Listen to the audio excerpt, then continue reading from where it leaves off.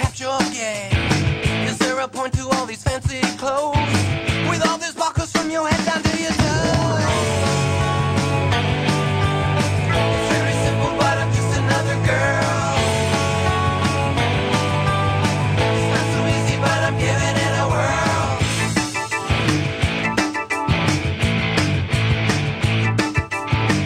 Is there something that you're trying to prove? With all the makeup and the way you move, are you looking for some sympathy? No, I'm trying to be the best girl I can be. It's very simple, but I'm just another girl.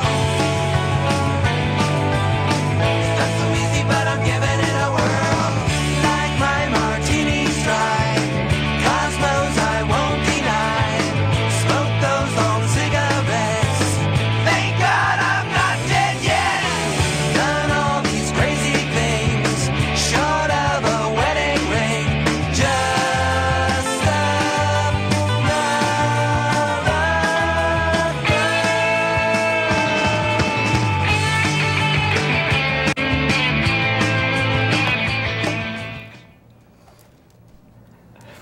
Good evening. Thanks for joining us. I'm T.a.L.L, and you're watching NLC Trans. Tonight I'm here with my dear friend and co-host, T.a.L.L. I'm not sure what happened to Renee. She was supposed to be here, but she's not. And Renee, if you're out there, give us a call.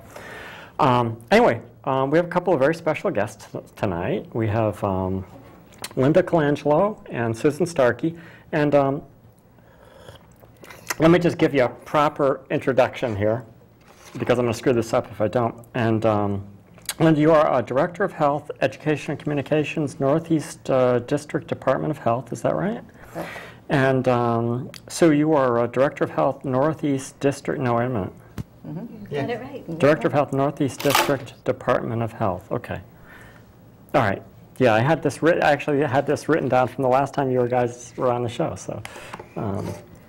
So anyway, we're going to talk health tonight, obviously. So we have a bunch of things we can talk about. Maybe you guys could start just by sort of giving our audience a sort of thumbnail sketch of what you do. Sure, absolutely. Whatever's not obvious. I mean, what's not obvious? What does the Department of Health do? Yeah. Right. Three main things in the Department of Health, and we represent the Northeast District Department of Health. We cover 12 towns in northeastern Connecticut, about 85,000 people that fall within that population base. We cover about just about 500 square miles, so it's it's a distance when you're going from Sterling to Union or Woodstock down to Plainfield, that particular area. But public health, pretty much we sum it up in 3 words. We prevent illness, we promote wellness, and we protect public health. We're the people working behind the scenes so nothing bad happens. You know, we've all had the experiences going to the hospitals, the doctor's offices. We try to prevent you from ever getting to that point. So we're the ones who are putting all the public health practices in place, which is clean water and proper sanitation. We have environmental staff who go out and do all the restaurant inspections. Those are behind the scene. We have public health nurses who will follow up if somebody comes down with a foodborne illness. They'll make the phone calls to those people and make sure that they're not employed in a position where they might be exposing others, say people who work in restaurants or people who work in daycares. We follow up, check to see how they're doing, making sure that they have appropriate care, making sure that they're able to stay home until they get better to protect the other people. The nurse will also do tuberculosis investigations. There's still people with tuberculosis that are possibly exposing others, so we'll do investigations to find out anybody who might have been exposed and make sure that they get care. We have behind the scenes people that are working on emergency preparedness, people that are putting together materials trying to remind people to be prepared in case something like a tornado happens. Yeah. Catastrophic events. Exactly. We always say that you use your public health system hundreds of times a day. You absolutely use it hundreds of times a day. Whether you're putting on a seatbelt, you're putting on a helmet, you're going out to eat in a restaurant, you're going grocery shopping. If you've heard terms like West Nile virus and E. coli, and foodborne illnesses of the sorts, emergency preparedness. There's the health education component. There is the environmental piece, which Sue has mentioned, communicable disease surveillance. So there's such a broad spectrum of what falls into public health. We have another saying that says, you know, when public health is working, nothing's happening. You know, when nothing bad is happening, that's your public health system working in the background to make sure that people are protected. But you know what's exciting now? You can tell that public health is working because we're building systems and working with partners to make things happen. For example, a walking program that's taking place in schools across Northeast Connecticut. You should share some of that. We have currently 9 schools in northeastern Connecticut that participate in a program called the Right Step School Walking Initiative. And it's a very simple concept that the children, we have about 4,400 school children right now, and going back in September, they start their school day with a 10-minute walk. It's that simple. Before the whole academic process gets underway, the kids go into the classroom, they receive a walking topic, so that way we don't take away from instructional meeting time. And while they're on the walk, they discuss a topic. So they're getting their physical activity, they're getting their academic instruction. When they come back into the classroom, they journal about it for 10 minutes. So we've had the program now for 2 years in the Plainfield school system. Plainfield Memorial School is reporting that disciplinary problems are going away. The children's writing scores are increasing, and the amount of students passing the physical fitness component of the Connecticut Mastery Tests has improved dramatically. So small changes like that, and this is at no cost to the school whatsoever. It's not costing the school anything perhaps but what the kids are journaling on for paper. And the teachers love it, the kids love it. The kids bring these good behaviors back into their home, you know. So it's kind of this trickle-down effect to increase physical activity, and it's just a great way to do it. But as Sue was mentioning, it's part of a public health system. It's not just a health department that delivers public health services. This is a partnership that we've formed in public health to get out to a special population, to say there's all kinds of health education and information that needs to get out there. We need to educate certain populations, and we need to gain data as well, you know, perhaps to find out from the LGBT community, you know, health disparities, things that are happening within this population that public health needs to know about, so we're better able to address some of the concerns and needs that come along. Sure, we could probably help with that. So. Yeah, that's really a wonderful thing, you know, getting the school kids out there and walking, and I really like it. It's funny because, you know what, God, when I was a kid, I walked to school, you know, 4 times a day. I mean, I went to school, came home for lunch, went back, and it was all walking. Uphill both ways. Well, yeah, but you know, you don't see that anymore. Right. Kids don't walk to school anymore. And not even to the bus stop. Yeah. Right, because so much of it is driven by fear that in many aspects media is somewhat responsible for, because of, you know, when you hear of the you know, kidnappings and assaults and things that are taking place, that starts to drive, you know, the public fear. We all remember those days of you went out, you didn't come back until it was dark or time for dinner. And at school, you also had recess, you had physical education, you had physical instruction. It was a very active lifestyle. And today, the most activity most kids are getting is in their thumbs, and we've become a texting, a screen society that we're all bound by that. It's hard to realize, you know, what we ever did before we were tethered to these devices. But that's leading to very sedentary lifestyles, because everything is now within arm's length. I mean, just a few years ago, remember, we actually used to fax each other too. You at least had to get up to get the fax. But now it's email, you get to sit, you get to be sedentary. You know, nutrition has been turned upside down. You know, we came from a time where physical activity was in abundance and calories were scarce, and now that equation has been completely turned around where calories are everywhere. Remember when you went to a gas station and all you could get was gasoline? Remember that? And maybe somebody came out and checked your windshield fluid or offered to change your oil. They had a vending machine outside of the... Right, if you were lucky. An ice machine. And now you literally could do a week's worth of grocery shopping at a gas station Yeah, or a that's true. convenience store. So calories are everywhere. To the point that they're putting in place programs to put fresh fruit in the convenience store every morning. Right. That's public health. That's public health.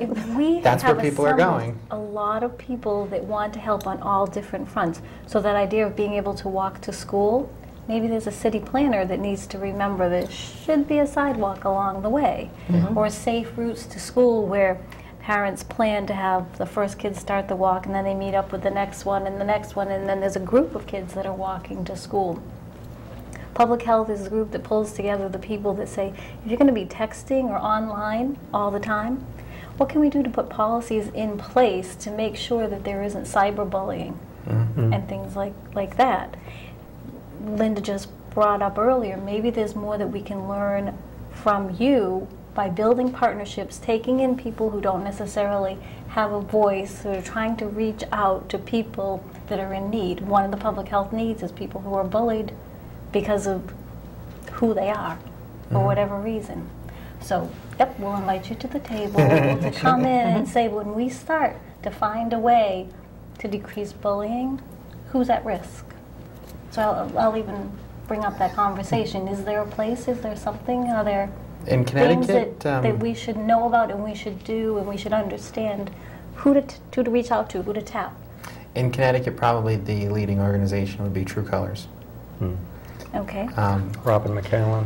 Robin And- McCallan. and her people, Yep. yeah. And, nuts, I forgot her name now. Kamora. Kimura, yeah, Yes. Harrington. Kamora. They sort of bill themselves unofficially as big brothers, big sisters for everyone else. Yeah. They're an LGBT, actually, they're a youth, sexual, and gender minority support organization. And so they do work with DCF and other organizations to help kids that are even just questioning find safe foster homes and get out of bad situations. So if they're going to be probably the best equipped, especially with the youth of Connecticut. Sure. Right. True Colors. True So Colors, yeah. they're the people that we add to our partner list. Now when we want to make- OurTrueColors.org.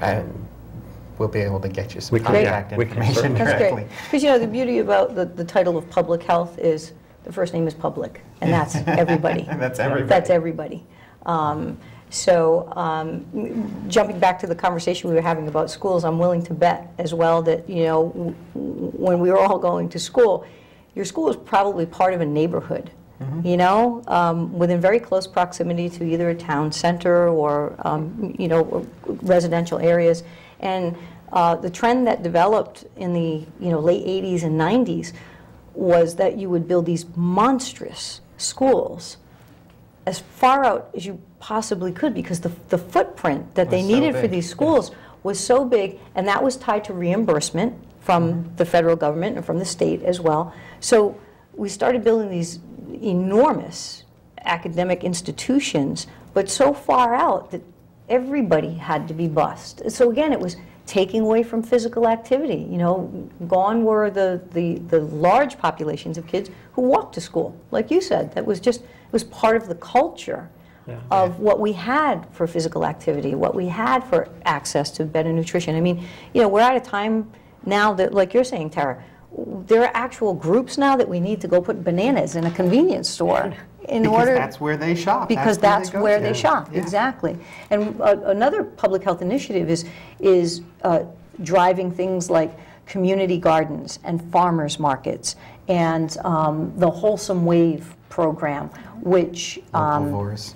exactly. They, you know, trying to get people and trying, as Sue was mentioning, to find policies that you can implement to say, well, maybe there's a way that we can get people who are on the SNAP program, if they shop at farmers markets, we can increase the amount of produce and fruit and vegetables that they can buy. You know, there are programs designed to do that. There are programs we're looking at where physicians will now start to write actual prescriptions for fruits and vegetables. Wow. Instead of, there's the best medicine, okay? They're going to write prescriptions that a parent can take for their child and bring it to a farmer's market and say, I have a prescription that needs to be filled, and I need grapes, and I need tomatoes, and I need celery and carrots. And so, it's, I think we're hearing so much in the media about it, about needing to adopt healthier lifestyles, that literally we're all being crushed by the obesity epidemic, that there's just, from an economic, a social standpoint, the physical standpoint, we look at things like bariatric equipment, that you need all oversized equipment. Right. Day Kimball Hospital in Putnam recently had to buy an MRI scanner that could accommodate obese patients. There are needs to widen doorways, and there are people who are actually dying because they can't get the diagnostic tests they need because you can't fit them in the machine that would diagnose what the problem is. So, there are things we've accommodated the ever-increasing size of our population. Yeah, that's Rather than trying to, and now we find ourselves in the position of needing to go back to basics, needing to go back to prevention, to say, before you get to this point, what can we do to teach our kids healthier behaviors? But this is where we need partnerships. We need parents who vitally understand that, third drive-through through the fast food restaurant today, you're condemning your child to a potential lifetime of chronic illness, chronic disease. So, we've got to start shifting. The big news today was McDonald's Corporation has changed the Happy Meal. They have. They've changed the Happy Meal. I saw that headline. I didn't get to read it. Yep, they're rolling it out. So there are 20% fewer calories in a Happy Meal now. They are, you still get your choice of a cheeseburger, hamburger, or chicken McNuggets, but they are now decreasing the size of the French fries from a 2.4 ounce size to a 1.1, and they're putting apples in. Instead of the dipping apples with caramel, they're just putting apples.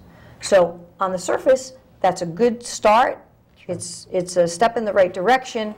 They have, because people need choice, they will allow you as a parent or the child, if you don't want the apples, you can supersize the fries instead. To the 2.4. To the 2.4 ounce size. So, it's a good start, though. you know what? It's again, maybe this one's a step forward, maybe one step back. But the important part is it's a choice. It's a Right, choice. it's offering the choice they didn't used to have. Sure, and kudos to them for going there. That's just it. And again, it's starting to change the landscape. Sodium reduction is another piece of it. One of the most important things that we can do across the whole country is to get every single person to reduce their salt intake. There used to be the argument that some people are salt sensitive and some aren't. Everybody's better off with less salt.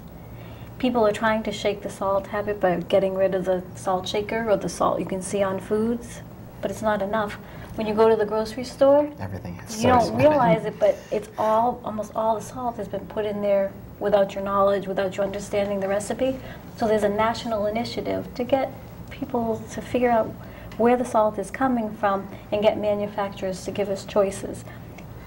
Rice Krispies in this country have more salt than in any other country in the world. Wow. If we start to push and say, no, we want more choices, slowly but surely we'll make changes. McDonald's started, and that's a good thing. It's got to be cheaper for them to manufacture fewer different types of Rice Krispies. Right. And they obviously made the foods that they thought people would want. Yeah. So now when people speak up and say, no, we actually want the lower salt version, they'll happily make them. But The last time we were on, we spoke of the new T.a.L.L nutrition rating system, which is in many supermarkets now, and 2 in our area are Price Chopper and Big Y. And that's a rating system where all of the foods in those supermarkets are rated from 1 to 100. The higher the score, the more nutritious it is for you. And that has proven to be a tremendous help for people who, you try to figure out those nutrition facts panels that get to be so hard. Yeah, read the blog and spot the block. And it's so difficult to navigate through that landscape sometimes. So the scores are proving to be a tremendous help for people. But what it's also doing as another kind of residual impact is because manufacturers want their foods to be rated higher, they're now starting to comply and change some of their recipes and their formularies to create a healthier product, because they pay tens, if not hundreds of thousands of dollars in slotting fees in supermarkets to be at that perfect, strike zone. So you're going to reach for the Oreos before you reach for anything else, and we all reach for the Oreos. Yeah. So let's just put that on the table and we don't right want now. to be a 3 on the New We don't want to be a number 3 on the New Balance. That's right. Yeah. But well, if you have the sandwich cookies at 4, and I have sandwich cookies that are 6. Right. Yeah. Still shoot for 20. Try to get a little higher, Tara, on the scale, but at least it's 40 a start. and 60. But places like Price Chopper, and Big Y, they have their own brands. The Price Chopper, I think, has the Central Market brand. They are reformulating those recipes to take literally hundreds of tons, if not thousands of tons, of sodium out of that food landscape. So there are very positive things that are going on as a result of these little shifts and changes in people's behaviors. And like Sue says, when we ask for better choices, we can get there. Yeah, that's a good thing. It's funny. I mean, I knew about the New Val system, before, when you shop Big Y. Well, yeah. I mean, I've known about it for, honestly, I never really paid any attention until you guys were on the show, and now I sort of do. And have you gone in the grocery store and pointed it out to other people? I haven't. I talked about it outside of the grocery store to other people. But yeah, I can't say that I've really. But you're still an ambassador. Still an ambassador. All right, Absolutely. I'll do that, I promise. Yeah. But yeah, I actually do pay attention to that now. I'm a nightmare to shop with now with the New Val system, because I'll see people just, if they hesitate for a nanosecond, like they're looking at one product. Yeah, I just jump in and I'm like, can I help you make a choice? Because have you noticed these little numbers here? And then I start, my family members are with me and they're like, we'll see you in the car. Yeah, exactly. It's another hour in the supermarket while we try to educate people. But you know what? That's how public health happens. Public health is not 9 to 5, Monday through Friday. It's 24 hours a day, 7 days a week, 365 days a year. So if you have the opportunity to provide education somewhere, like I said, we're all partners in this. Talk New Val. After today, you'll be able to talk severe weather and tick-borne illnesses and asthma, all kinds of things. So severe weather, yes. We had some yesterday, I think. It was kind of severe. It was. Yeah, it was oranges and reds along the shoreline. But yes, it's, obviously, it's funny that I don't think, when I think health department, I don't think severe weather, but obviously, yeah. For public health, emergency preparedness. Preparedness, yeah. Obviously I that's actually important. live in the town that was hit by the tornadoes that went through Massachusetts. Wow. I didn't even know about it till the next day on Facebook. That's of course. That's the hit and miss nature of the tornadoes, but the devastation in the areas that were hit was unbelievable. Yeah. Streets that you couldn't see, houses that you couldn't see because there used to be so many trees are suddenly exposed. They have no sides and roofs, and the people that live there have been spending weeks cleaning and rebuilding, and it's just it's such a strong reminder to me that I need to have my go kit ready. The place in the cellar picked out where I'm going to sit with my flashlight that has batteries there, and if not my original copies of important papers, then all photocopies of prescriptions and licenses and insurance policies. And what exactly do you put into that little safe? Yeah, that's a really good idea. And how do you attach the safe so it doesn't fly away from everything else? Right. Yeah. But that's the main thrust of it, is exactly that prevention, that preparedness. What if, right now we said, let's go. There's a tornado warning that's imminent, and we've got to get to a lower basement somewhere. And then what if, after the devastation, you're on your own. You've got to survive for, how long? And it's not, we're also in the middle of hurricane season. So right now we've got this, overlap happening of, we've got tornadoes that have increased dramatically in New England. Sure. Bill Jackelman from the Connecticut Weather Center said, there was a time just a few years back that, Connecticut might see, 3, 4 tornadoes a year type of thing. If you're lucky, maybe not even touching down, but just, and it's increased dramatically with the seasons that we've had, that you're seeing more and more. And, out in the Midwest, it's amazing when an F4 or an F5 tornado hits, and you'll hear that there were no fatalities. Or perhaps, there were a handful, and trust me, we know that one is too many, but sure. But you wonder when you look at that kind of devastation where there's block upon block upon block wiped of out. utter ruin, yes. And you wonder, how did people survive that? And it's because they know. They've prepared for tornado. That's their weather event that they're always prepared for. We know how to prepare for hurricanes. Nor'easters. Exactly, those nor'easters that come barreling in. So, but tornadoes, they're kind of new for a lot of people in New England, and there's not a lot that people know what to do. I knew what to do because I had a telephone message when I came home.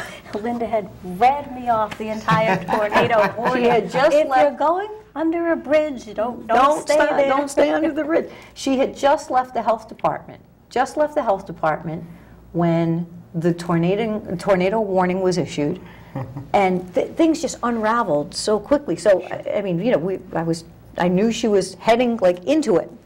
And so the things that you told me, you go to the lowest point in the house, and if there isn't a cellar, then find an internal room that doesn't have windows, duck down, cover your head if the storm is coming. Right. Other things, like a lot of people think, they've heard, we should open the windows if you hear that there's a tornado coming, because the pressure will make your house explode. And that is nothing more than a myth and a time waster. The most important thing, if a tornado warning is imminent, that you should just seek shelter. Sure. Get to the lowest point of a sturdy building, as Sue said, preferably with no windows. And if you're outside, you should be staying away from the bridge overpasses. That's where wind, debris, everything collects. If you're in your car, they suggest that you pull over. Actually, if you're caught outside and you can't get to a building, the safest thing to do is to try to find the lowest ground level. If there's a ditch that you can get in, and you just lay flat, you say your prayers, okay, and cover your head. And I know we kind of all joke about those moments, but they're real. They're absolutely real. The literature that I was looking at today talked about thunderstorms and how more people are killed in thunderstorms than in tornadoes. And that's what you had yesterday, a lot of severe thunder. And the recommendation then is to stay inside and to avoid going outside until half an hour after the thunder stops, because thunder doesn't always strike where it's raining. Right. Yeah, people get struck by lightning out of a clear blue sky. Right. Yeah. Exactly. We actually, Renee actually showed, do you want to try to sneak in here, Renee? Grab a chair. How are you? Hello, Renee. No problem. Shift over. Oh, sorry to hear that. No problem at all. Sorry. That's okay. We're talking public health. Yeah. We were worried about you a little. But anyway. Said a little. Yeah, so we're talking about tornadoes. Yeah. But yeah, it's funny because, I mean, God, when I was a kid, I mean, we had a tornado. We had tornadoes. I remember a tornado that went through Windsor Locks and took out the Air Museum. Yes, you're right. And there was one that took out Mohawk Ski Area. I remember that. But weren't very frequent. And it does seem like they're getting, they're increasing. And I know one of the things I've noticed about, I'm not going to get long-winded here on this, but I've noticed, because I lived out west, for some time, and out there you can sort of see things coming. Yes, you're absolutely right. And here For you days. can't. I did notice that difference. Here you can't. Right. Because of the terrain and everything. If there's a Microburst will hit you tornado, and you it's won't even just, see it coming. Well, look what happened in Springfield. Yeah. That's just exactly to your point. They develop very quickly. Yeah. They'll touch down very quickly, and you're caught. You're caught off guard. One of the worst places you can be in a tornado is in a mobile home. If you're in a mobile home, you are better off to leave your mobile home and get in your car, and wait it out in your car than you are in the mobile home. So Yeah, they don't hold up very well, I they guess. don't. They don't at all. So, so those were pretty much the basics. Again, just trying to dispel some of the myths. Instead of opening your windows, just seek shelter. Don't worry, because if the tornado is going to take your windows out, it's going to take your windows Right. out. Not to worry Yeah, about it's going to take the wall down. Who cares about the window? Yeah, right. Taping up the windows. Again, don't try to outrun a tornado. What they suggest is that if you're looking at the tornado and it's seemingly growing larger and standing still, it means it's coming right at you. So you need to get out of its way. If you see it swerving to the left or the right, you are obviously going in the opposite direction. Make sure you zig when it zags. Sure. So, Duck and weave. exactly. Tornado avoidance. Yeah, it's funny. We don't really think about that, and obviously I never thought about that as far as public health. But No, but it was interesting after the tornadoes in Springfield. I had a friend of mine at work tell me about this sort of, if he's right, the myth of being sucked up by a tornado. That it's not so much that tornadoes suck things up, it's that horizontal wind that picks things up off the ground. Right. And pulls them up. And that's why that lying low on the ground or finding that basement space, because it's not likely it's going to suck you up. Right. They describe it as a violently rotating column of air. sure. And I think that pretty well. Yeah. And when you see the damage, the tree trunks are still 20 feet up. That's where they got snapped off. So Yeah. the lower you are, the better. Right. But the go-kit is still the key. Tornado, hurricane, where you have to hurry up and leave town, or the floods, or the winter storm watches. If you have that place picked out, if you're going to stay in your house, or the bag that's ready with some of the Right. important things that Sure. you can take with you at a moment's notice, because the tornadoes aren't all that predictable. You don't see them coming. You just want to be able to handle it if you're one of the unlucky ones that's impacted. And it's not 5 minutes to get everything together. It's 30 seconds to 30 get everything seconds. together. Yeah. And go, right? Yeah. In talking about preparedness for a go kit, the basic mantra that we've heard for years is the 3 steps to survival is to make a kit, get a kit, make a plan, and be informed. So if I had 5 seconds to instruct you as to 2 things you would absolutely want with you in the event of an emergency, and things could be long range for you, have a radio and have water. With a radio, you have information, and water will keep you alive. We live in a society where people, if we skip lunch, we're like, oh, we're starving. And Americans, again, it's sometimes we really don't know what it is. I mean, you can survive without food Sure. for months, literally, but without water, you can only survive days. So water is absolutely imperative. We always suggest a gallon of water per person per day is what you'll need, and we typically tell you for natural disaster planning to have a 3-day supply of things on hand. When we get into topics of bioterrorism and plague and anthrax and smallpox and things like that, and pandemic flu, they tell you to have a 14-day supply, which is a little bit harder to accommodate for some people. There's a certain point where you hope to transition some of that responsibility to your public health system. Well, it's funny though, and that's a good point, because a lot of times you'll find yourself sheltering in place. Like in times of pandemic flu, the suggestion is to just limit your exposure, don't go out, stay home. So you want to have these supplies at home. So the thing is that when you are doing your shopping, take that time, if you have the time and you have the finances to be able to do so, that's when you put, some extra water and some extra staples of things that you just kind of keep rotating your stock and just always have that supply. It's easy in my house. We're Italian. My mother's got the shelves stocked. We're good for a year. You don't have a basement, you have a warehouse. We have a warehouse. Exactly. We have the keys to it. Yeah. But some of the other things you should have in a kit, the water that we said, non-perishable food supply, a 3-day supply of non-perishable foods, battery-powered radio and extra batteries, a flashlight with extra batteries, a first aid kit, a whistle to signal for help if you need it. They suggest a filter mask or a cotton t-shirt in order to filter air. Moist towelettes for sanitation, a manual can opener. A lot of foods these days are, sometimes flip tops, but Sure. I used to have one on my keyring that was like this big, with a little fold up. I think it was a military thing. That little fold up, you could. It was difficult, but you got to find that. I got to find that. That was kind of a clever thing. Yeah. That's your homework to go home and find that. The old Swiss Army knives had them too. Right. The new ones don't. They have USB keys. Isn't that? There is, again, where have we gone to? Wow. Because in the event of an emergency, Although you can You have put the your little documents. you have the little magnifying glass, and you have the can opener. They were head to head. Yeah. That's right. Yes, yes. You could store copies of all your important documents on the USB key. That's right. true. That's very true. Also, other suggested things, garbage bags and plastic ties for sanitation, extra clothing, and unique family needs, your prescriptions, your formula, diapers, important family documents.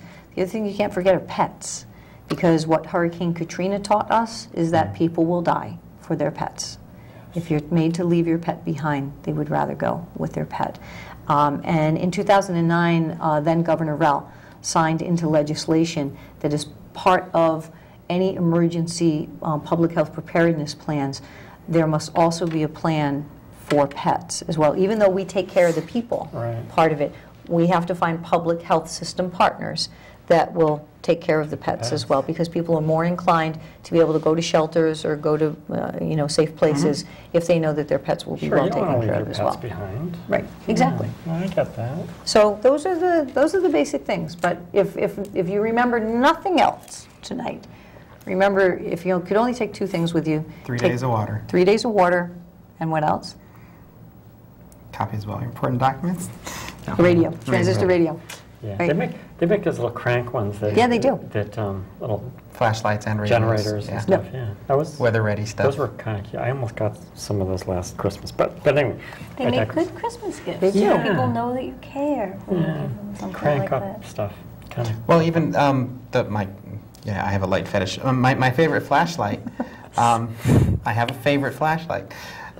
It was one of the weather-ready ones. It takes multiple different kinds of batteries. So whatever kind of battery you have will fit into it, and it'll work at various different brightnesses. But that's versatility. This is Absolutely. good. It's never too early to start your Christmas shopping list. Yeah. Get everybody those flashlights. But yeah, they do. And actually, I did for one birthday or one Christmas. One of the things that they had gotten me, and it was in the back of the car that rolled over the hill. But that's another story. was one of those kinetic flashlights. It's got the little permanent magnet and the coil, and you sit there and you shake it, Right. and it generates enough juice to see what you need work to. for a few minutes. Yeah, cool. So and it was intended to leave in your car in case something happens. You don't have battery acid all over the glove box when you go to use it. Right. But yeah. Now, there's an entire industry built on emergency preparedness. I mean, it's amazing what you can find on the web, whether it has to do with N95 respirator masks. People will stockpile. And, when things happen like H1N1 that happened in the fall and winter of 2009 into 2010, we were dealing with a brand new novel virus, hadn't been seen before. Everybody had to be vaccinated, that was appropriate for vaccination. Sure. But it really threw some people into a complete panic. And you've heard those stories of people stockpiling masks and respirators and duct tape. Duct tape is always popular. Duct tape is just fun to have around. It's the fifth. What's the fifth force? It is the fifth force. I just got some Hello Kitty duct tape. Is there anything better than Hello Kitty duct tape? I'm just waiting to use it somewhere. Oh, that's great. Yeah. No, that's cool, and that's something that I haven't really thought about recently. But putting together a kit and being prepared is probably a good thing. And yeah, we've talked about this a lot. There's 6 liters of water on the top shelf in the basement. Yes, I know. Well, my grandson goes through a lot of bottled water, so we just keep. No, I mean the stuff from. There's 3 2-liter bottles of water on the top shelf. Well, we have So those are yours. So you Yes. We have, Those are the ones that I had in place before she moved in. we have lots and lots of bottled water. Yes, we but you know, we talked about this recently, in fact. But it does seem like the weather is getting more intense, and so it's probably important that It is. I was having a conversation the other day that, you know, thunderstorms were thunderstorms. That was it. Okay, you went inside for a little while and you came out, and that was it. You didn't see these microbursts. You didn't have a thunderstorm that blew through and took all the trees down on your street. You know, it's just these horrific winds that accompany it, and the straight line winds that they talk about. Tornadoes either. Yeah. I mean, they never were heard of around here. Right. So, you know, I guess the takeaway message is that anything's possible. Mother Nature will do what she wants, where she wants, when she wants. You can't prevent the storm, so you have to be So prepared. you have to be prepared. Right. Yeah. Perfect. So we'll do our homework But on nobody thinks of that until the storm hits. Yeah. You know? Right. Yes. So that's why they're here tonight. To remind everybody watching. That's right. And then you go to the store and you can't get water. Yeah. Bottled water. But I mean, obviously you can. Yeah, if you wait until the last minute, you take that risk of them being out of batteries, out of water, out of radios, whatever it is that you're looking for. It's like, what were we all doing 6 months ago, you know, or 4 months ago, looking for snow rakes, snow shovels. It was just, you know, that type of freak winter that, you know, but will we be better prepared this year? You bet. Absolutely. Are you kidding me? There's like 16 containers of snow rakes that got sold in one weekend here in southeastern Connecticut. There's a lot of snow rakes There's a out lot there. of snow rakes. Yeah, it was a hard one. I mean, in fact, one of our friends moved to San Francisco because of it. Yes. It's driving Well, people a away. different kind of preparedness. You But know? Yeah, I don't know that I really want to trade a rough winter for For 5 earthquakes. natural disasters in a weekend. Right. yeah, But- that's true. Exactly. Exactly. But so we have we're getting to be short on time. Did you want to We talk always about are. ticks? We are. Yeah, Well, there's- you can come back as often as you like. Yes, Thank you. honestly. Yeah, obviously we've talked about natural disasters. I was kind of interested, obviously, you know, as far as things like illnesses, viruses and things, and we were talking about tick-borne stuff as well. But it seems like a lot of that stuff is, and I think that may have something to do with the population too. As the population increases, I think you get more and more things like that happening, and obviously, you know, today the way the world is, people travel so much, and you know, stuff comes from all over the place. So there's going to be a lot more than there was, you know, 200 years ago. But it does seem like there's an awful lot of stuff going on, you know, new strains of viruses and things, and that's all kind of scary. But That's the nature of it. You know, viruses, what they do for a living is mutate and create different things and different strains. and create work for you guys. Yes, it's Which job is- security. Diversity in nature. You know? Diversity, yeah. Yes, yes, you're But absolutely one of right. the things, another change is tick-borne disease. We're getting into the habit of saying tick-borne disease instead of Lyme disease. Everybody focuses on Lyme disease, but there are a few others that are becoming important, like babesiosis, that almost like malaria, and ehrlichiosis or anaplasmosis, that are being seen in increasing numbers in this part of the country. Wow. One of the changes is that there are more people in this part of the country, so they're crowding up against the mice and the deer and the ticks that spread those diseases. So who was I talking to earlier that said that somebody was just diagnosed with a tick-borne disease, but it took a while before they diagnosed it? One of the things that we're doing in public health is waving the flag saying, oh, look, we're seeing more of it. Physicians, please be aware. Instead of ordering a Lyme test, order the tick panel test so you can test to see whether it's any one of these tick-borne diseases. Right. Right. One of some quick little tips we can give for listeners in regards to, you know, tick-borne illnesses. Typically, there's a transmission time. You know, for Lyme disease, it takes upwards of 36 to 48 hours for the tick to begin transmitting disease to you, if indeed the tick is infected. Not all ticks are infected, so that's a message there. But one of the best things that you can do is, you know, make sure if you like hiking, stay to the center of the trails. Try to, in hot weather it's tough, but try to wear light-colored clothing and cover up if you know that you're going into areas that may have larger populations of ticks. You can one of the best things you can do is, as soon as you get home, get in the shower and scrub with a washcloth. Okay, that can get rid of up to 50% of the ticks that are already on you, that may still be crawling, that haven't decided where they want to feed on you yet. Sure. And ticks can survive a washing machine cycle, but they can't survive an hour in a hot dryer. So one of the things, then just... Even in summer, dry your clothes. That's right. Strip down, throw your clothes in the dryer, and try to get rid of them that way. Of course, insect repellents are effective in keeping the ticks off of you. Other things, one of the most important things you can do is a daily tick check. If you've been in an environment where you think you may have been exposed to ticks, just check your body. If that freckle's moving, probably a tick. It's amazing. I mean, I had Lyme disease years ago. I lived for many years in Essex, which is right in the heart of Tick Central. Yep. And there were a lot of ticks. There were a lot of deer. There were a lot of the field mice there, Yep. and there were a lot of infected ticks. The rates were very high for infection there. In fact, everybody on my street, I think, had Lyme disease. But those deer ticks are so tiny. They are. They're impossible to see, and you can't feel them. Which is also a good reminder then that if it looks like a little beetle crawling around, it's probably like a dog tick or something. Right. A nymphal tick, a young deer tick, is the size of a poppy seed. An adult deer tick is the size of a sesame seed. So that's what you're looking for, unless it's been feeding on you and unless it's engorged to the point where it could actually, they increase their body size like 800 times. They could get to be the size of about a raisin. But when you're thinking about that, it's, again, the size of a poppy seed or a sesame seed. You're looking for something very, very small. I mean, you have dark hair. How much harder is it, to find something like that crawling on you? I know from experience, as a kid, we used to go hiking. They had this 15K hike that you get sponsorship for. And this place, I forget where it was now, somewhere in central Connecticut, every year you'd come out with ticks. Loaded. Yeah. Fortunately, they typically weren't deer ticks. They were usually like the dog tick ticks. style, bigger ones. But yeah, you get in the shower and you get out and somebody goes, "What's that crawling down your neck?" Yes. Yep. Because it does send them running.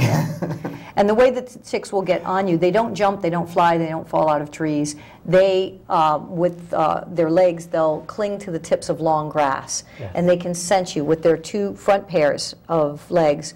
They can sense you. They can smell you coming. They can see you coming. They sense your body heat. And as you brush by, so how many kids, they're like, "Oh, the ball went into the woods. I'll get it. I'll get it." And they reach in to get it. And as they're pulling out, that's when the ticks are just clinging to them. And the first thing they do is look for a place to feed. So, how are we doing on time? 4 minutes. We're 3 getting minutes. close, but ticks are evil things. But And they've been here for thousands of years. Yeah, I know. Thousands of years. If they would just stop carrying stuff. Yeah, yeah, that's yeah. it. It's like the mosquito. If it would just stop carrying stuff. That's right. Just do your business and leave us alone. Stop leaving things behind. Yeah.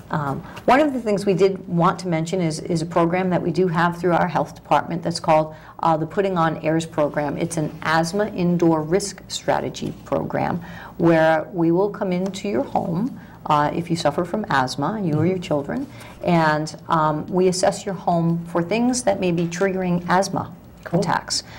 It's a completely free program. It is funded by the Connecticut Department of Public Health, as well as the Environmental Protection Agency.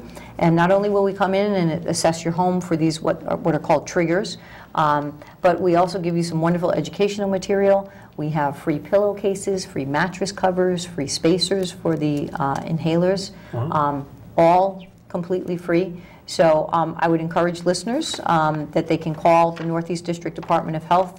We're part of an asthma region that's called Asthma Region 3.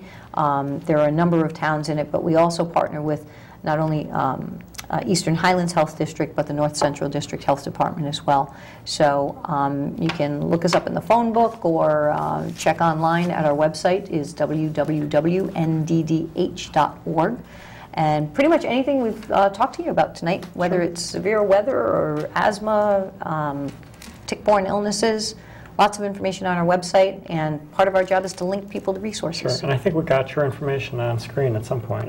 I believe we did. I don't know about the website, but I know their information from the last time they were here. Yeah, and Great. we can probably get that up on our website Yeah. to get your link to your Yeah. Super. yours. So we are actually out of time. Yeah. But I know we've just sort of scratched the surface here, and so you guys, you need to come back. You can come back on a recurring basis if you Great. like, and Thanks so much. and talk to us, and we'll be happy to listen. We appreciate it, and we Okay. appreciate your partnership. But thank Very you, much. thank you so much for coming. And I think next week we have Reverend Paul. That's right. Next week we have Reverend Pollock So- from the Connecticut Clergy for Full Equality. Yeah, cool. So thank you, and come back and see us again soon. And all of you out there, thank you for watching, and we'll see you again next week. Bye-bye.